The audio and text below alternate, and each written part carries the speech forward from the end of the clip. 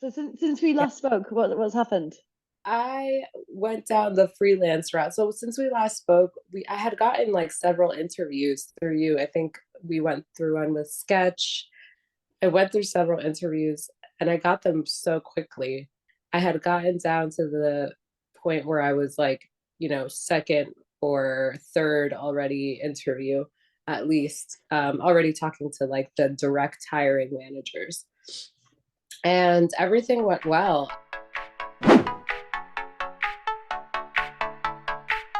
And it was good because I had very honest like conversations through that, through our discussions of like being sure about what I wanted, whether that was remote or um, where in the world I was going to be remote, or salary, or what kind of support I was going to receive if I was hired by certain companies. It helped me be able to either A, not move forward with certain people, or them not move forward with me. And so I think that that was very helpful. And then I suddenly, while I was in this process, I ended up just getting freelance opportunities thrown at me. They were very like appropriate for what I needed in that moment. And so even though I didn't continue like going down the path of what we originally were working on with customer success, etc., I still was able to get the remote life that I wanted and needed in this time period. So basically, I got a freelance shot with this company that I'm still working with now to this day. Even though it's the same industry, I was able to put these boundaries up. And I told them, I'm remote. It shouldn't matter as long as I deliver. And I was able to prove to them and still deliver throughout the entire summer. And then while I was there, literally just, I think it was just the energy of being in that mindset. I left with one job. While I was there, I somehow ended up getting two more. I had the entire day to myself. So I felt like I was on vacation, during the day. And then at night, I worked and it was fine. Um, so it was a great experience. And I was like, this is how I want to live my life. Like, this is perfect.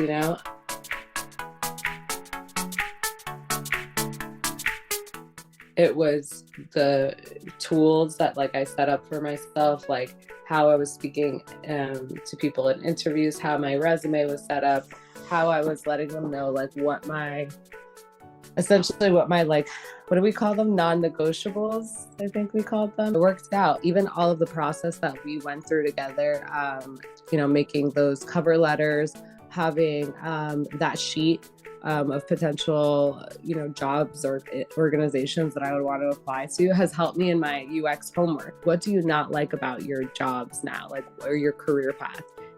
Cross out anything that is not aligned to you anymore and that you wouldn't want to do it in your future career or job, even if it's not the same roles at all.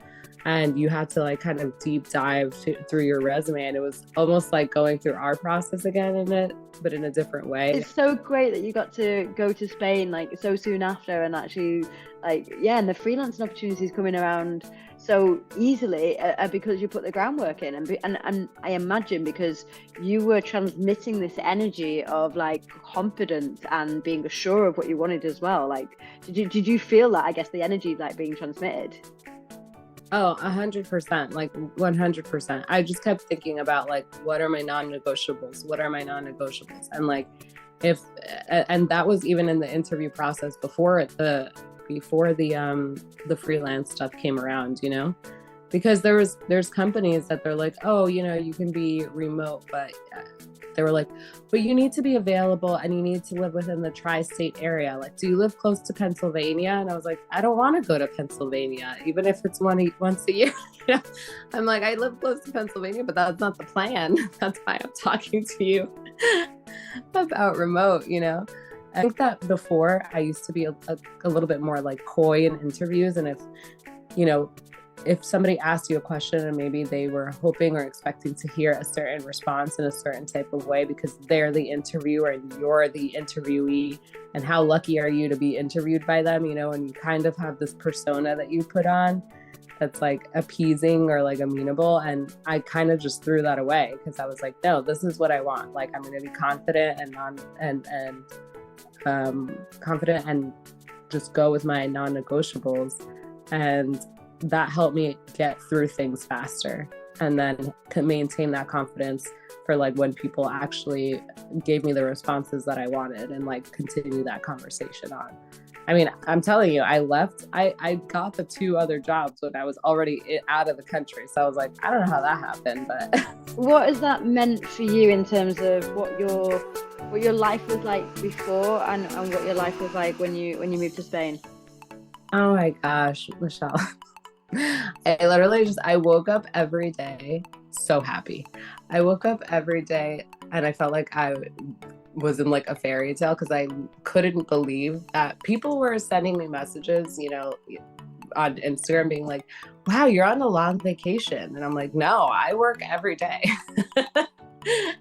And I felt amazing. Like it was 100% aligned to the kind of remote life in specific that I wanted to work. Because here I'm remote too, but not to say that I don't feel happy. I'm very grateful and blessed for everything, but it's not how I would like to work and live in comparison to here. And now I was skeptical of that in the beginning, which is why I left and wanted to try this out. But now I have the proof in the pudding, if you will, and I can compare the two of what it's like working remotely in a way that is not aligned to you and you don't want to do, and something that is aligned to you and just essentially improves your life.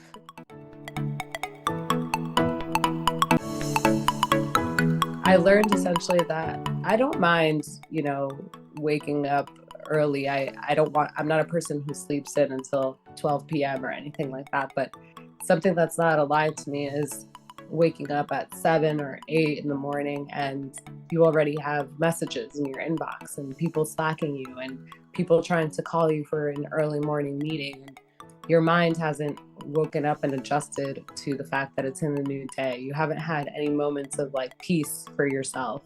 You haven't done anything for yourself. You wake up and now you're slacking somebody, or you're on these calls, or clients are texting you.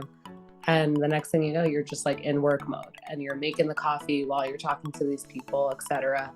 And then the whole day goes by and you're exhausted. And what have you done for yourself in the entire day? At least for me, not much. I've worked the entire day. I haven't had a moment for myself.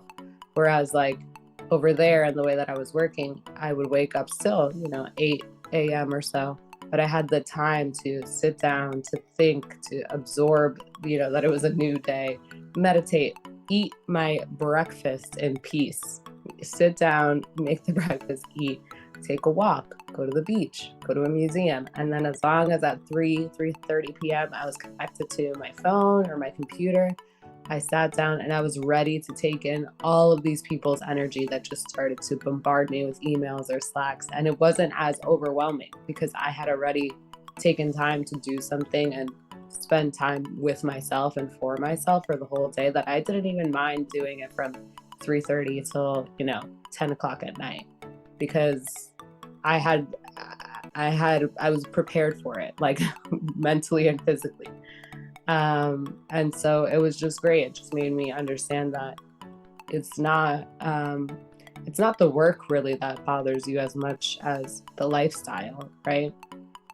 And how we're all kind of like squeezed into this way of working of like, it's gotta be, 8, 9 in the morning till 5, 6, sometimes 7 at night. And that's gotta be your life. And it's not fair, really. Yeah, that community was, much easier to find and even maintain abroad when I got there, because it's a much smaller city than New York, obviously, and much it's smaller, and therefore it has more of like a familial vibe to it. And so there's a lot of digital nomads that go there that think in the same way that you and I do, remote life, and they go to a co-working space. There's actually quite a few in the city. There's a good amount of co-working spaces in the city. And so there's people that are from Spain, locals as well, that maybe have their own businesses, or they just like working remote and they want a place to go during the day to, have an office space. And then there's people who are digital nomads from everywhere. So it was a nice mix between locals and people coming for a different experience. And the co-working spaces host quite a few events, both inside and outside of the spaces. And so it was all people that had the same type of mentality towards work. It's not that you don't want to go to an office at all. It's that you want to go to an office at the time and the place and the way that you want to. It was really easy to get to know people. It was really easy to make connections with people who might be in the field that you already work in or the field that you want to get into. It's a co-working space somewhere like Valencia or somewhere, I'm assuming like Bali, is not the financial burden on you that it would be here in New York. I'm super happy to hear this. Like, it sounds like your whole life's transformed, and it's really nice to hear you're living the nomadic life, and the fact that you actually getting your visa to go there, so you can do it again. And it wasn't just a fairy tale. Well done, you've done it all. Yeah, I mean, when I got back, really, I had to ask myself, did I just do that, or was that a dream? No, I did it. And it's because you feel like it's so impossible when you're in the thick of, trying to figure things out. When you and I first met, for example, I was just thinking to myself, oh gosh, this is going to take forever. And it didn't take that long in reality. Even the interviews for the customer success kind of roles, they actually didn't take that long to get. Everything is attainable. You have to put a lot of work towards it, and you have to change your mindset. And stick to your guns essentially, but it's not impossible. So once you actually make it a reality, you're like, wait, hold on, life can actually be like this. And then you never want to let go. You're like, oh my gosh, no, don't take me back.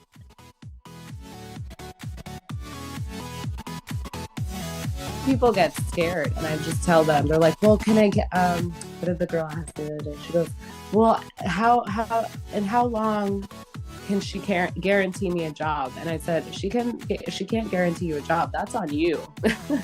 Remember, all of this stuff is on you. Nobody's going to come to you and hand you this on a silver platter.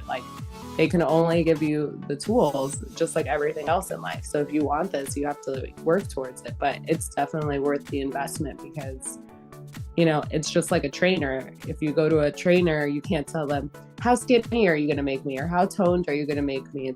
They can only, give you the tools. The rest is up to you to make sure you're working on yourself to, have the results that you want. Yeah, I've made my remote rebellion dreams happen.